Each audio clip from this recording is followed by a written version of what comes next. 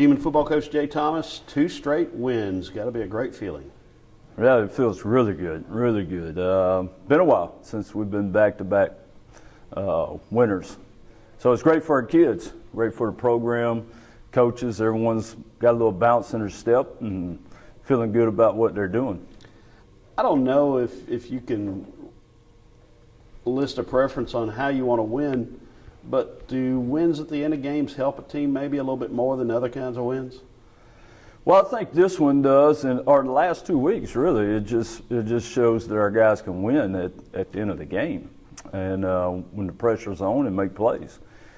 And, if you stay in character, not come out of character, and not try to do more than you're supposed to do, and just play your position, play your technique, and what you're taught to do, and how you do it at practice. Just perform it in that situation, and everything's going to be fine. It's going to work out great. So I think our guys have learned that. Your team now faces a challenge in a ranked team, not unlike what you've faced several times already this year. Yeah. You've been close to getting a couple of those. Now you play the McNeese Cowboys in Lake Charles. What is it going to take for the Demons to get it done? I think it's our 5th ranked team this year, and we've had our opportunities in a lot of those games to win them. Being able to close it out. Obviously, we got to go on the road. McNeese being a rival, longtime rival, we've come very close since our time here. We've had our opportunities to win some of those games, and that's the way it is. You got to be able to. They have a really good football team, as always, and well coached, and they've got really good players in a lot of different places. And one of their better defenses seems like this year are leading the league in defense.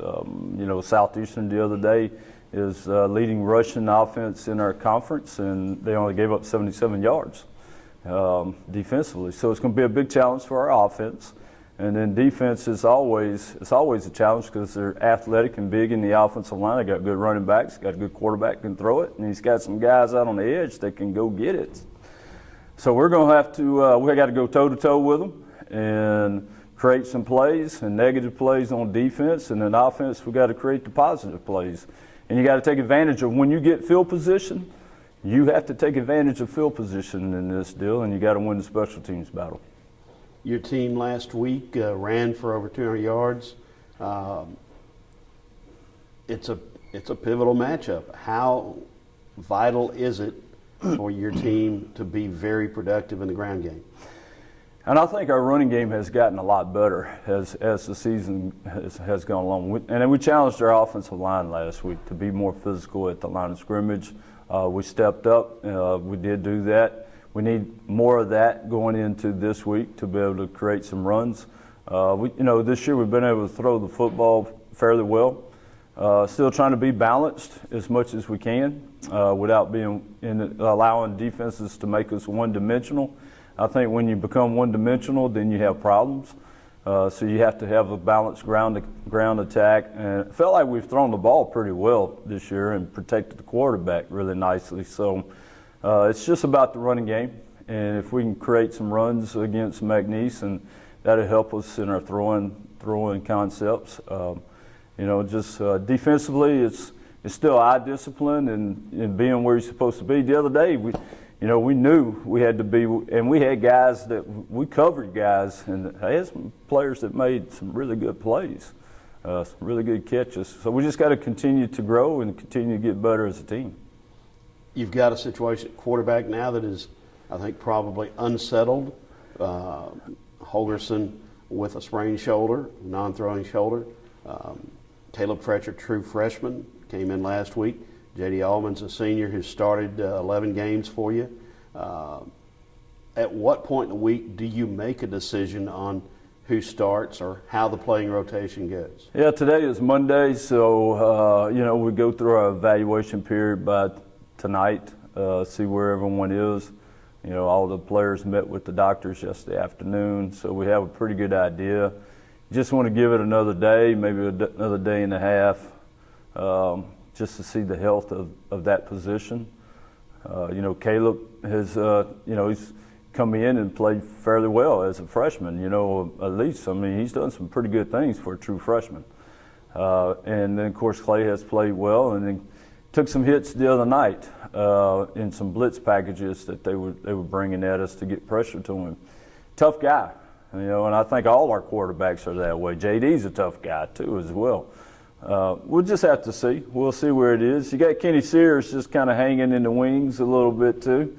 You never know; he may get an opportunity, you know, in the next 2 weeks. I'd like to see what he's all about. And you know, I was very pleased with his progress through camp in the last couple of weeks. He made the quarterback competition very tight between, you know, those three. And then, you know, just having Caleb out there just gives you a little extra dimension, particularly at the end of the game. They started really blitzing us and bringing a lot of pressure at us in the second half. Just felt like he could get out and be a little creative and make some plays by moving around and throwing the ball, and he did a few times. The guy's a fierce competitor, you know, and but they all are. But we'll see how it goes. And I know that was a long answer, but we're going to play this by ear, and then it may be one guy, it may be three guys that plays this weekend. And does that maybe turn into an advantage for your team in McNeese not really being sure what you're going to do? Well, it's like this past weekend. You know, Abilene had an open date week, and their team got better over the open date. It was a lot different than what we had seen on film. They cleaned a lot of things up within their kicking game, their defense, their offense, and then their starting quarterback doesn't play. And so now we got two guys playing that we've only seen a little bit of film of, and then one guy we've seen no film of. So we had no idea what he was. So the element of surprise, and then of course, you know, it just juggles the defense a little bit, not knowing exactly what you're going to get. This rivalry, you've been part of this rivalry at Northwestern. You had success at Nichols against McNeese. These are the kind of rivalries that really make a season. Oh, they do. They can turn your whole year around. You know, if you can go and find a way to win. Never going to be easy. As you look at this season, as it's unfolding all the way to the end. I mean, from the top to the bottom, it's. I mean, everybody's scratching and clawing, trying to get wins. It's not like the ones that hadn't won have just packed it in and taken it in and said, "Hey, we're going into the off season." It's not that way. I mean, everybody's coaching their tails off. They're fighting. You're trying to get a win and trying to find a way to get a win. You look at the scores and you know, and how some of these teams are winning late in the ball game. It just says a lot about the Southland Conference. You know, and it's not just this year, it's every year. Just as it so happens, this year we got 4 teams that are ranked, and everybody's playing really good football going down the stretch. All right, we didn't have a chance to talk about this last week. Astros World Series winners. Yeah. Pretty pleased, huh? Yeah, Astros. Grew up being an Astros fan.